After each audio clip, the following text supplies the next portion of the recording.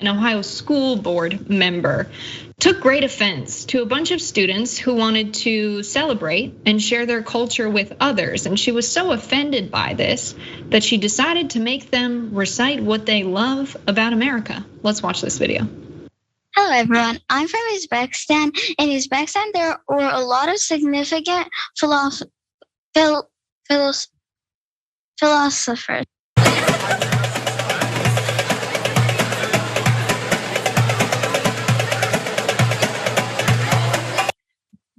Thank you for teaching us about some of your heritage. And since we all live in the United States of America, what is something that you each like about living in the United States of America? We also saw an example of DEI this evening when we come from amazing backgrounds and differences, but we are all in the United States of America and one nation under God, and we should focus on what brings us together, not what divides us. So despite her truly offensive moment, one school board member decided to defend diversity. Let's watch. The one point that I would like to make is that I am proud of the students and the champions that spoke today. And I don't understand why they have to be mutually exclusive. I don't understand why we think if we are highlighting other cultures, why we still can't love America. I don't understand the thought process that they're mutually exclusive. We can still be proud to be Americans and to love this country and be proud of the fact that 57 other countries came here because of who we are and what we have to offer. America's the great melting pot. That's what makes us great, right? That's what makes us a unique country. Not according to Mrs. Darbi Boddy. Let's put her picture up here. She looks like she's gonna sell me a luxury apartment and make a sales pitch like a real estate agent here on her campaign site. She states that she is committed to ending the promotion of racist ideologies to our students and faculty. And she outlined precisely what those racist ideologies include. She said critical race theory, Black Lives Matter, the 1619 Project, all push the virtues of racism.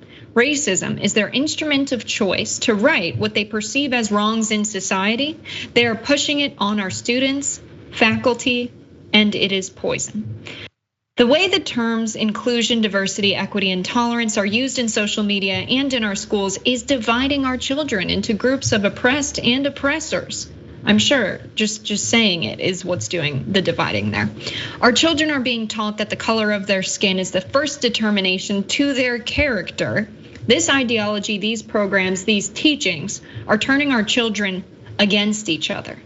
Now, Boddy is also committed to an honest teaching of American history and committed to the honest teaching of the sexes in our classrooms and will stand up to the political pressures that are successfully dictating otherwise. Since joining the board, Boddy has been at the center of other scandalous moments. In July, parents in the district accused Darbi Boddy of lying when she said she did not take photos of students when she violated policy and entered 2 schools unannounced. The security video showed Boddy walking down a hallway inside Lakota East High School carrying a phone in her hand. And I don't know about you, but that foot placement tells me she was not of clear mind. At one point, she passed a then 15-year-old student walking in the opposite direction. She then turned toward the female student and it appears she took a photo. Originally, the incident took place in May. District leaders said Boddy ignored safety procedures when she entered both Lakota East and Liberty Early Childhood School unannounced. They even had police issue her a no trespassing order. Through a public request, WLWT obtained some of the photos she took, which include a civil rights timeline, artwork of rainbows, and children's drawings that say all are welcome. A photo of the teen was not included in their request. Boddy claimed the reason she was at the school is to see what students were being taught. Very clear what her motivations were in going to these 2 schools. So more from back in April. Boddy said she was not going to apologize after posting a typo on Facebook, on a Facebook post that led to a website containing pornographic content? Boddy's original post accused the district of teaching inappropriate sexual content in its curriculum, which the district said it was untrue. I'm not sure a typo can lead to that kind of mistake and a change in the link there. So what happened was the board held an emergency meeting Wednesday afternoon, at which it voted to censure Boddy and requested her resignation. Boddy walked out in the middle of the meeting with her young daughter saying, "I will not be a part of this political ruse." All right, more recently, and hilariously enough. There's more? There's more, Rick. We got more. There's a lot here. What a colorful individual. All right, the school board, which oversees one of the largest districts in the tri-state, Lakota local schools, voted 4-1 Monday to stop the public comment portion of its meetings. So we're accountable to the public, but we won't hear from them. Got it. Amid an ongoing controversy involving its superintendent, school board member Darbi Boddy was the lone vote against it, telling her colleagues muzzling our community is a bad idea, it will not go well for you. Interesting. I'm not sure she would like it if she was the one being held accountable for her actions in that meeting. That's how these people's minds work. Anyway, the decision comes at a time when lawsuits involving public records or public speaking at board meetings related to the superintendent. So maybe Boddy will be at the receiving end of one of those lawsuits soon. We will see. Rick, should this person be in charge of our children? No, God, no. Are you kidding me? I remember doing a story about the state of Washington and how the Proud Boys and there were all these extremist groups that were trying to get their candidates onto school boards so they could control what is being taught. The commonality is, obviously there are many, but one is Boddy's way of practicing good educational teachings is by her herself being the teacher. Because according to local media, she homeschools her kids, which doesn't really add up. Because when you're thinking about what should go into the public school curriculum, when you don't even, like, it's like that Mean Girls thing, like she doesn't even go here. Like she's giving a say, she has a say and is an important vote on a school board in which her kids are homeschooled. Odd. It's just so incredibly odd. But here's the other thing.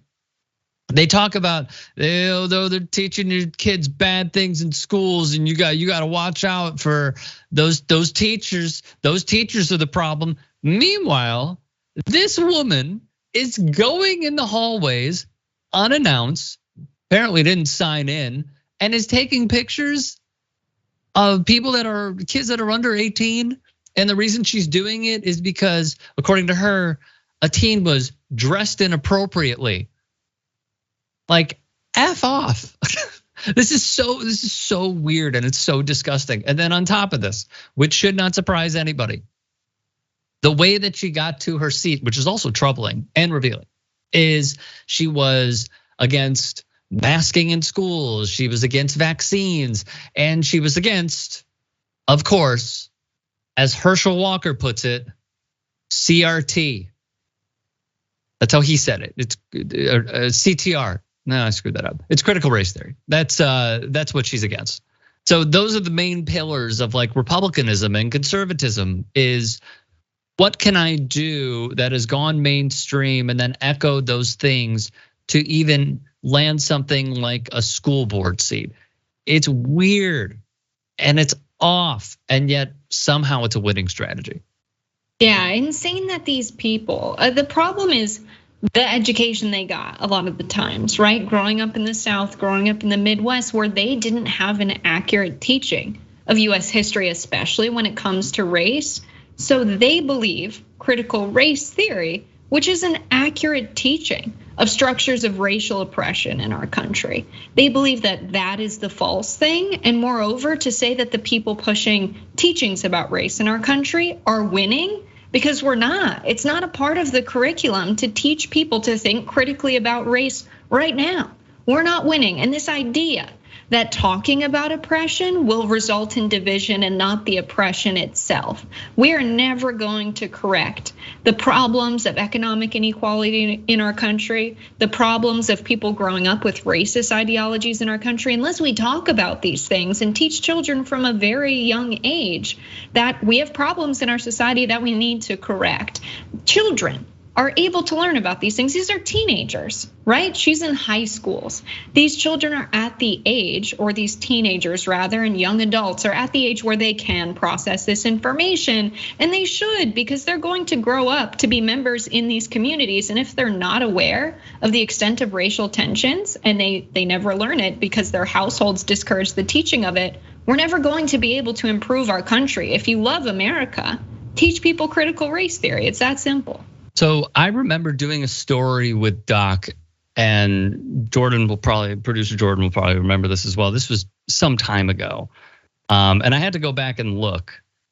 There was a teacher in Florida that we covered who was forced to resign because he had pictures up of like Barack Obama. And the school district was like, whoa, that's age inappropriate. You shouldn't be teaching that.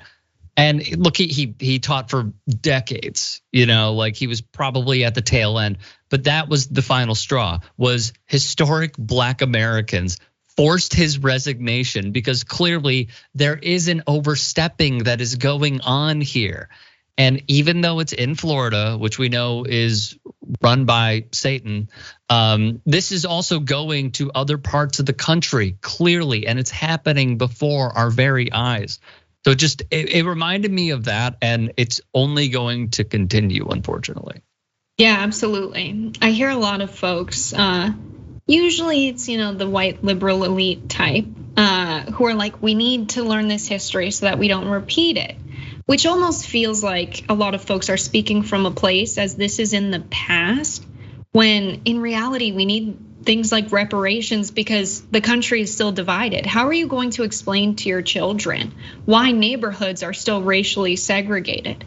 What do you expect to tell them? I mean, let's get really honest. They need to know that history because we are still not done correcting all of the economic inequality as a result of slavery. We still have people who own plantations and obtained large amounts of wealth that still are wealthy. They never had to redistribute that money that they made off of slave labor. And still, the era of Jim Crow, the Tulsa massacre, the race riots, all of this history needs to be taught because we still live in a racially divided country, in a place where people of different races are oppressed. Like it needs to be taught because it's live. It's happening right now.